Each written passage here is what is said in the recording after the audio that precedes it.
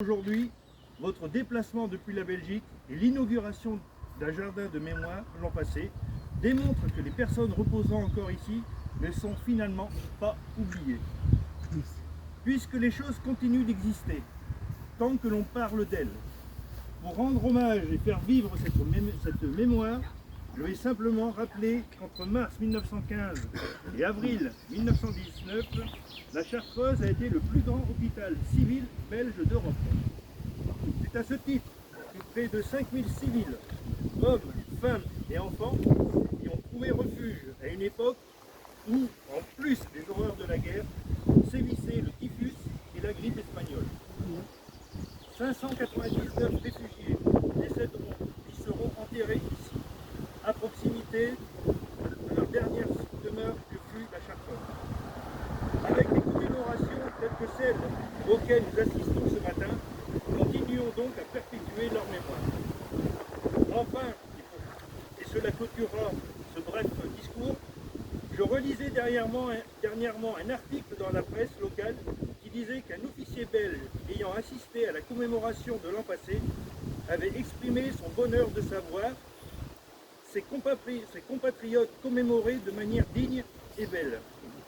J'espère juste que l'hommage de ce matin, aussi simple soit-il, aura laissé le même impact. Merci.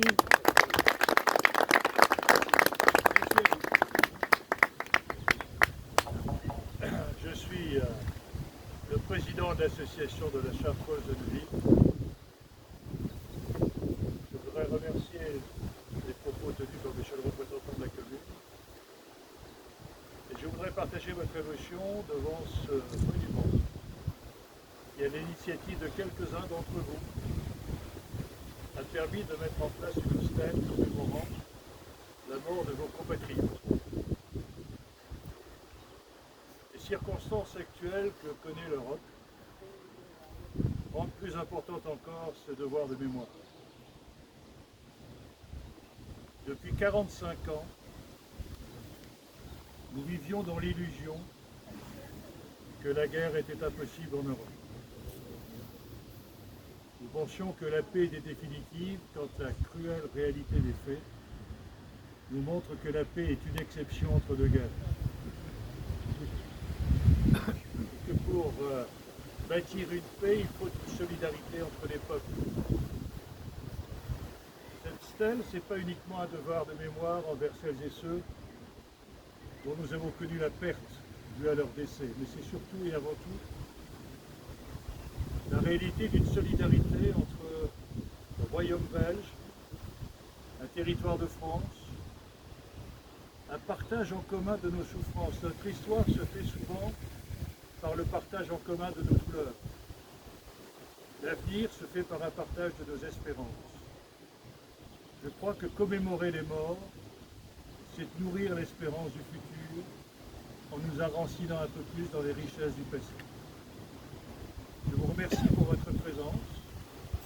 Je vous remercie pour votre devoir de mémoire. Nous sommes très touchés de votre volonté de conforter ce partenariat entre la Belgique et la France à un moment où notre Occident, notre communauté européenne, est menacée dans son existence même.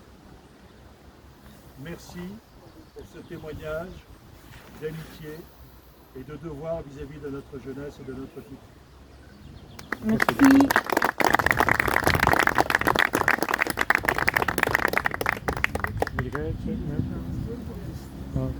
Zeg dat je bedankt bent voor het onthaal.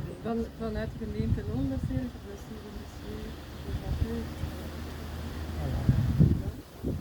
wil iedereen ook bedanken voor het doen. En ik wil niet dat vooral Joris die gezorgd heeft dat dit wat we wonen, dat voor ons als gemeente ook heel belangrijk is om hier als mensen te denken. Niet alleen op het vorm, maar ook alle andere mensen. Dat je dat voor ons toch ook in herinnering is. En dan willen wij ook de Chartreuse en alles wat hier op gebeurt kunnen mee ondersteunen om dit patroon mee te worden en verder en te restaureren. Ja. Dank u wel. Merci.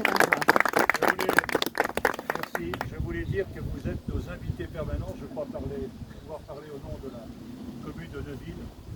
Nous sommes toujours très désireux de vous revoir revenir tous les ans, s'il le faut, commémorer cet événement. Et j'espère que nous pouvons rendre hommage aussi à cet esprit qui s'est réalisé avec sobriété et densité la semaine de commémoration à vos collègues et à vos confrères belges. Ouais. Merci beaucoup. Merci.